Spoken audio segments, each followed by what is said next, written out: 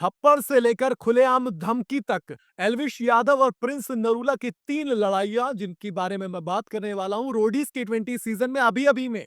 भाई मतलब अभी तो पर्सनल इंटरव्यू जो पीआई वाला राउंड होता है वो खत्म हुआ है और इतने में ही प्रिंस नरूला एल्विश यादव की 3 बार लड़ाई हो गई।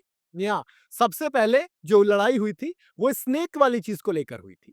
आपको याद होगा ना, आपको पता ही होगा कि एल्विश यादव पर स्नेक वेनम को लेकर केस चल रहा है।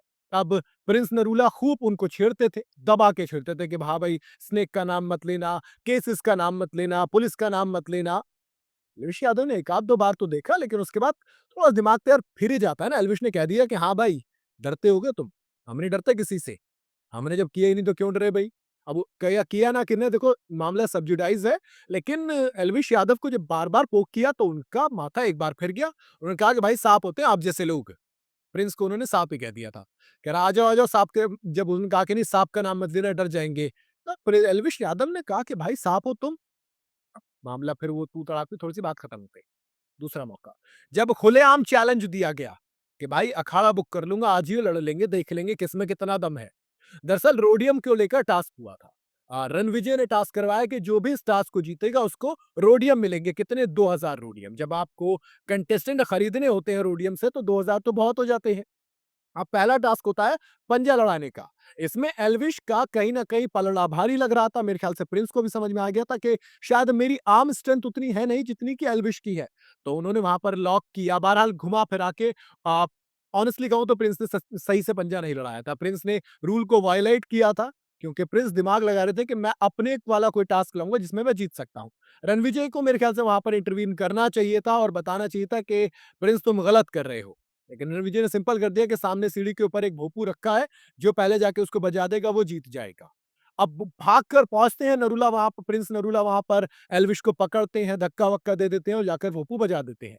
कहा कि भाई इसमें नहीं जीत सकता। प्रिंस ने कहा तो फिर ढंग से पंजा क्यों लड़ा रहे थे? डर गए थे क्या पंजे में? क्या हिम्मत नहीं थी क्या सही से खेलने की? फेयर खेलते ना, लड़ाते पंजा ढंग से। कहा कि भाई जहाँ मर्जी आ जाइए, जब मर्जी लड़ा लियो। कहा कि अरे जहाँ मर्जी छोड़ यहीं लड़ा लेते तुम, हिम्मत तो है नहीं तुम में। और फिर कहा कि अखाड़े-वखाड़े में देख लेंगे। कहा कि जहाँ मर्जी जो अखाड़ा बुक कर लो, बाहर बुक कर दूँगा, आ जाना देख लूँगा कितना दम है। ये बात एल्विश यादव ने कही थी बहुत कायदे से।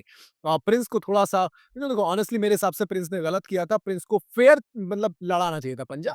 बट अगेन होता है ना, अपनी-अपनी स्ट्रेंथ, अपनी-अपनी वीकनेस सबको पता होती है और प्रिंस ने वहाँ पर दिमाग लगाया, एल्विश ने सुना दी। अब जब जर्नी शुरू हो गई तो उसका प्रोमो आया जिसके अंदर फिर से वही स्नेक वाली बात निकलती है और एल्विश बोलते हैं भाई गाली वाली बक के तोड़ दूँगा। प्रिंस कहते थप्पड़ मारूँगा तेरे कान के नीचे। एल्विश लेके पहुँच जाते हैं, हाथ लगा के दिखा। लगा के दिखा, मार के दिखा तू थप्पड़ फिर बताऊँगा तुझे। कहा कि तेरा टाइम चल रहा होगा, हमारा टाइम चल रहा है।